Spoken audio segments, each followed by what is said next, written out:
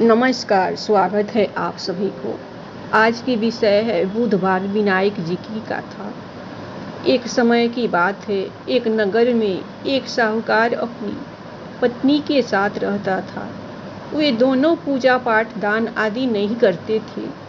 एक दिन साहूकारनी अपने पड़ोसन के घर गई। वहाँ वह पूजा कर रही थी। उस दिन संकट चौथ थी। साहूकारनी ने पड़ोसन से संकट चौथ के बारे में पूछा तो उसने बताया कि आज वह संकट चौथ व्रत है। इस व्रत से गणेश जी की पूजा कर रही है। इस वजह से गणेश जी की पूजा कर रही है। साहूकारनी ने उससे संकट चौथ व्रत के लाभ के बारे में जानना चाहा तो पड़ोसन ने कहा कि गणेश जी की कृपा से व्यक्ति को पुत्र, धन, धान्य, सुहाग सब कुछ प्राप्त होता है।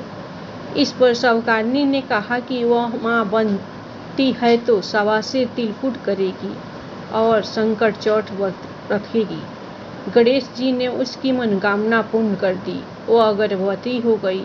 अब साहूकारनी की लालसा बढ़ गई।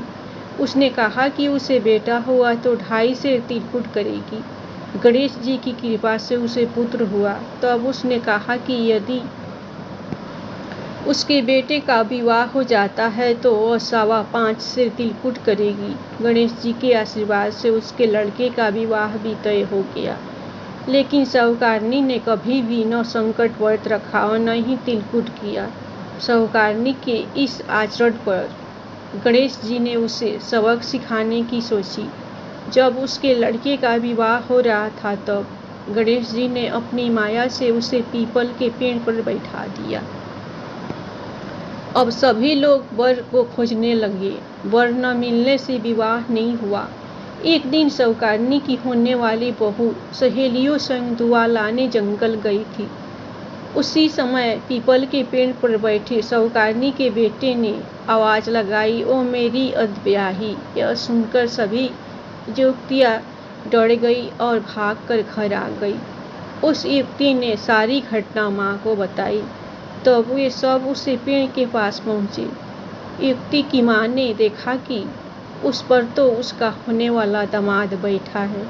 उसने यहाँ बैठने का कारण पूछा तो उसने अपनी माँ की गलती बताई। उसने तिलकुट करने और संकट व्रत रखने का वचन दिया था, लेकिन उसे पूरा नहीं किया। संकट देव नाराज है। उन्होंने ही उस स्थान पर उसे बैठा दिया है। यह बात सुनकर उस युवती की माँ साहूकारनी के पास गई और उसे सारी बात बताई। तब उसे अपनी गलती का एहसास हुआ। तब उसने कहा कि हे संकट महाराज, उसका बेटा घर आ जाएगा तो 2.5 मन का तिलकुट करेगी। गणेश जी ने उसे फिर एक मौका दिया। लड़का घर आ गया और उसका विवाह पूर्ण हुआ। उसके बाद साहूकारनी ने 2.5 मन का विवाह पूर्ण हुआ। उसके बाद साहूकारनी ने 2.5 मन का तिलकुट किया और संकट व्रत रखा। उसने कहा कि हे शंकर देव, आपकी महिमा समझ गई हूँ। आपकी कृपा ही उसकी संतान सुरक्षित है और मैं सदैव तिलकुट करूँगी और संकट चौथ व्रत रखूँगी। इसके बाद से उस नगर में संकट चौथ का व्रत और तिलकुट धूमधाम से होने लगा। धन्यवाद। आप लोगों को गणेश जी की कथा पसंद आई होगी तो आप लोग लाइक सब्सक्राइब जरूर कीजिएगा।